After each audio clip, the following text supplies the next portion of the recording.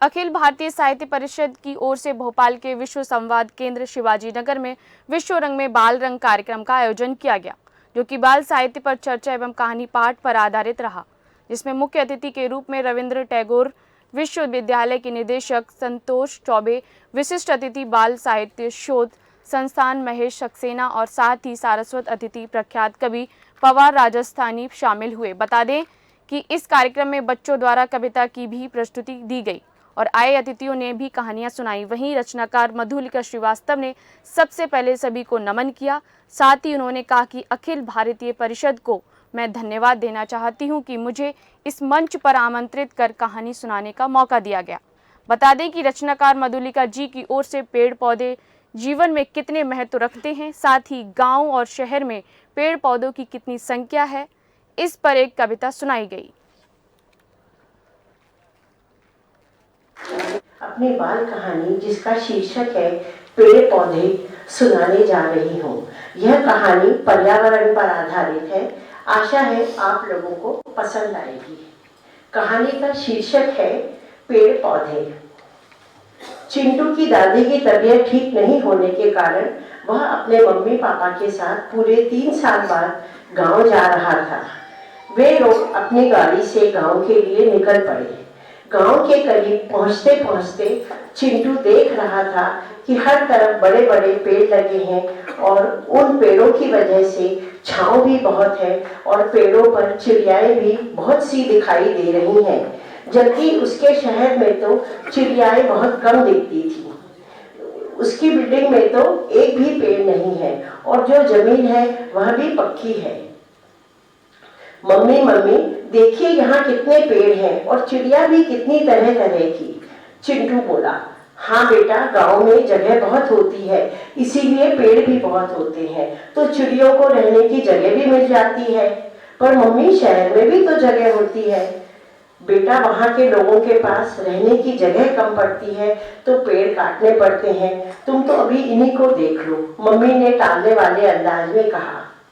कक्षा 7वीं में आने के बाद वह पर्यावरण के बारे में बहुत कुछ पढ़ रहा था और पेड़ों के महत्व को भी समझने लगा था। ऐसे ही हरे भरे वातावरण से निकलते हुए वे लोग उसके दादाजी के घर पहुंच गए। दादा दादी को देखकर चिंटू दौड़कर उनसे लिपट गया। दादा दादी भी बहुत खुश हुए। सब लोग बैठकर बातें करने लगे। चिंटू वहां से उठ गया। उसने देखा कि दादाजी के घर में भी आगे और पीछे बहुत से पेड़ लगे हैं।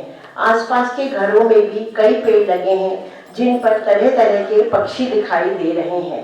वह दौड़कर अपने दादाजी के पास आया। दादाजी दादाजी, यहाँ तो बहुत सारे पेड़ हैं। सारे हमारे शहर में तो बस 2-4 ही पेड़ दिखाई देते हैं, वहाँ तो सिर्फ घर ही घर दिखाई देते हैं। बेटा, यही तो फर्क है गाँव और शहर में। चलो मैं तुम्हें गाँव घुमा कर लाता हूँ, दादाजी ने हंसकर कहा। चिंटू खुश हो गया। वह भी हुलसकर बोला, चलिए चलिए दादाजी, मुझे गांव में घूमना है। वे लोग गांव में घूमने निकले। रास्ते में कुत्ते, बिल्ली, गाय, भैंस, सुअर, बकरी, मुर्गी जैसे कई तरह के जानवर देखकर वह अचरज में पड़ गया। उसने शहर में तो अधिकतर कुत्ता और बिल्ली ही देखे थे। दादाजी, यहाँ तो बहुत सारे जानवर हैं। हाँ बेटा, यहाँ इनको रहने और खाने को आसानी से मिल जाता है। शहरों में हरियाली भी तो कम होती है। चिंटू की उत्सुकता बढ़ती जा रही थी। वह दादाजी से सवाल पर सवाल कर रहा था। चिंटू देख रहा था कि हर घर में कई तरह के घने पेड़ लगे हैं और रास्ते में भी घने घने पेड़ों में खूब छांव है। कई पेड़ों के चारों तरफ चबूतरे भी बने हैं और बच्चे वहां पर खेल रहे हैं। पेड़ों पर ढेरों पक्षियों की चहचहाहट से पूरा वातावरण चहक रहा था। घर पहुंचते ही चिंटू ने अपने दादाजी से पूछा, दादाजी बताइए ना, यहाँ तो हर घर में बड़े बड़े घने घने पेड़ लगे हैं, उन पर चिड़ियों ने घोंसले भी बना रखे हैं और चिड़ियों की चहचहाहट से सब कुछ कितना अच्छा लग रहा है। हमारे शहर में तो हम इतनी तरह की चिड़िया देख ही नहीं पाते। दादाजी बोले, बेटा, पेड़ों का हमारे जीवन में बहुत महत्व है। यहाँ हमको हर घर में नीम, आम और अमरूद के पेड़ जरूर दिखाई देंगे। नीम का पेड़ हवाओं को शुद्ध करता है और आम और अमरूद से हमें फल प्राप्त होते हैं। गाँव में पीपल, बरगद, नीम जैसे कई पेड़ तुमने देखे होंगे।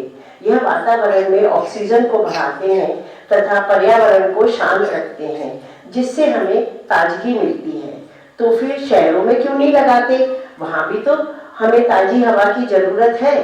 बेटा, बड़े शहरों में लोगों को रहने के लिए जगह कम होती है, इसीलिए वे पेड़ों को काटकर अपने लिए घर बना लेते हैं।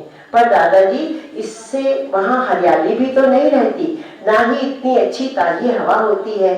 ठीक कह रहे हो बेटा, बहुत से पेड़ पौधे ऑक्सीजन छोड़ते हैं और वातावरण से कार्बन डाइऑक्साइड सोख कर हवा को शुद्ध बनाते हैं।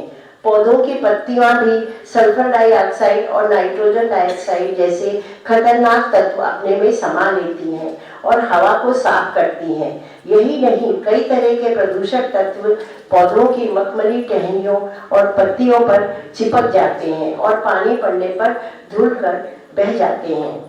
दादाजी, फिर तो ये पेड़ पौधे हमें बहुत फायदा पहुंचाते हैं। हाँ बेटा, पेड़ लगाने का एक फायदा यह भी है कि वो पक्षियों और जानवरों के लिए भोजन भी प्रदान करते हैं तथा उन्हें आश्रय भी देते हैं और गर्मियों के दिन में हमें छाया भी देते हैं। दादाजी, आप कह रहे हैं कि पेड़ पक्षियों और जानवरों को खाना देते हैं और उन्हें आश्रय भी देते हैं, इसका क्या मतलब है? चिंटू की उत्सुकता बढ़ रही थी।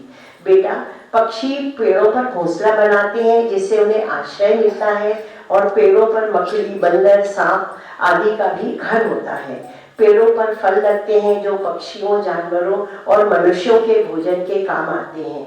गाय, भैंस, बकरियां आदि अन्य शाकाहारी जानवर भी वृक्षों के पत्ते खाते हैं तथा पेड़ों की ठंडी छांव तले आराम भी करते हैं। एक और बहुत जरूरी बात, ये पेड़ वर्षा के पानी को बहने से भी रोकते हैं तथा पेड़ पौधों से वाष्पीकृत जल भी बादल बनकर आसमान में इकट्ठा होकर फिर बारिश बनकर धरती पर बरसते हैं और हम सबकी प्यास बुझाते हैं। दादाजी कुछ रुक कर बोले, वाह दादाजी, आज तो आपने हमें बहुत अच्छी अच्छी बातें बताई हैं। हमें पेड़ जरूर लगाना चाहिए। मैं अपने दोस्तों को भी बताऊंगा। चिंटू प्रफुल्लित होकर बोला, बिल्कुल, और यदि कोई पेड़ों को नुकसान पहुंचा रहा हो तो उसे रोकना भी चाहिए। जी दादाजी, अब जब मैं शहर जाऊंगा तो अपने घर की बालकनी में गमलों में बहुत से पौधे लगाऊंगा और अपनी बिल्डिंग में भी पेड़ लगाने के लिए पापा से, दूसरे अंकल लोगों से भी कहूँगा। ठीक कह रहे हो बेटा, पेड़ हमारे जीवन के लिए बहुत जरूरी हैं, इन्हें जरूर लगाना चाहिए और यदि कोई पेड़ काटे तो उसका विरोध भी करना चाहिए। इस तरह बातें करते करते वे घर के लिए चल पड़े। बहुत बहुत धन्यवाद। आपको मेरी कहानी पसंद आई। अखिल भारतीय साहित्य परिषद में मुझे कहानी पढ़ने का अवसर मिला। इसका मुझे बहुत खुशी है कि मुझे ये मौका मिला और एक बड़ा मंच है, उसके लिए मैं उन लोगों को धन्यवाद देती हूँ। आपने किस टॉपिक पर कहानी सुनाई है मैम? मैंने पर्यावरण के ऊपर कहानी सुनाई।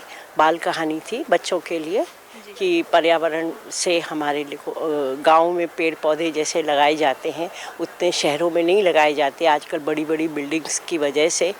तो उसके ऊपर मैंने एक बच्चे की और उसके दादाजी की बातचीत से पर्यावरण पर कहानी पढ़ी। और आज अखिल भारतीय साहित्य परिषद विश्व रंग के अंतर्गत एक कार्यक्रम कर रहा है जिसमें बाल कहानियों पर चर्चा एवं विशेषकर गुरु गोविंद सिंह जी के जो 4 सुपुत्र रहे जिन्होंने अपने बालक जीवन में ही इस देश के लिए शहादत दी और उन्हें दीवार में चुनवा दिया गया था, उनकी शहादत को लेकर के चर्चा भी है। बाल साहित्य किस प्रकार का होना चाहिए, बाल साहित्य में से कौन से तत्व होने चाहिए जिससे युवा वर्ग और बालकों को ऐसा संदेश जाए कि वे संस्कार, राष्ट्रभक्ति और अपने जो मूल्य हैं, जो जीवन को आगे ले जाने वाले, जीवन को में अच्छा प्राप्त करने के लिए जो मूल्य हैं उसको लेकर के कैसे समावेश होना चाहिए, ये बाल कहानियों पर आज हम यहाँ पर चर्चा कर रहे हैं। विश्व रंग रविंद्रनाथ टैगोर यूनिवर्सिटी और श्री संतोष चौबे जी एक बड़ा आयोजन करते हैं, वृहद आयोजन जिसमें सैकड़ों साहित्यकार जुटते हैं। तो उसी के अंतर्गत अनेक संस्थाएं यह कार्यक्रम कर रही है। अखिल भारतीय साहित्य परिषद भी आज बाल रंग उसमें आयोजित कर रहा है, यही कार्यक्रम है।